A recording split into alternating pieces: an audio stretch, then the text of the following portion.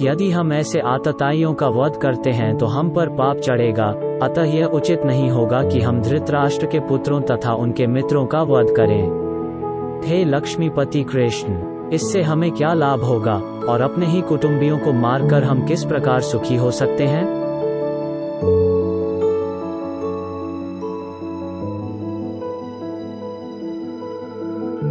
वैदिक आदेशानुसार आतताई 6 प्रकार के होते हैं। 1 विष देने वाला, 2 घर में अग्नि लगाने वाला, 3 घातक हथियार से आक्रमण करने वाला, 4 धन लूटने वाला, 5 दूसरे की भूमि हड़पने वाला तथा 6 पराई स्त्री का अपहरण करने वाला।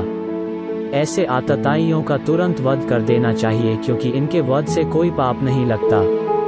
आतताइयों का इस तरह वध करना किसी सामान्य व्यक्ति को शोभा दे सकता है, किंतु अर्जुन कोई सामान्य व्यक्ति नहीं है।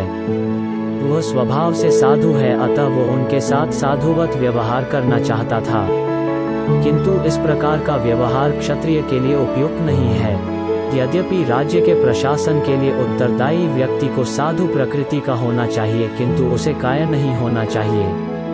उदाहरणार्थ, भगवान राम इतने साधु थे कि आज भी लोग रामराज्य में रहना चाहते हैं, किंतु उन्होंने कभी कायरता प्रदर्शित नहीं की।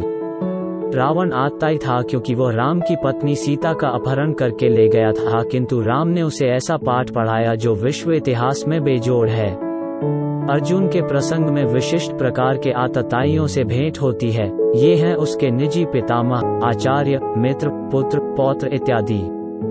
इसलिए अर्जुन ने विचार किया कि उनके प्रति वह सामान्य आतताइयों जैसा कटु व्यवहार न करे। इसके अतिरिक्त साधु पुरुषों को तो क्षमा करने की सलाह दी जाती है।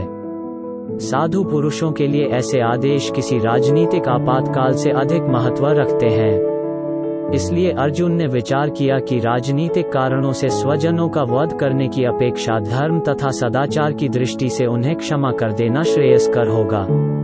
अतः क्षणिक शारीरिक सुख के लिए इस तरह वध करना लाभप्रद नहीं होगा। अंततः जब सारा राज्य तथा उससे प्राप्त सुख स्थायी नहीं है, तो फिर अपने स्वजनों को मारकर वो अपने ही जीवन तथा शाश्वत मुक्ति को संकट में क्यों डाले? अर्जुन द्वारा कृष्ण को माधव अथवा लक्ष्मीपति के रूप में संबोधित करना भी सार्थक है।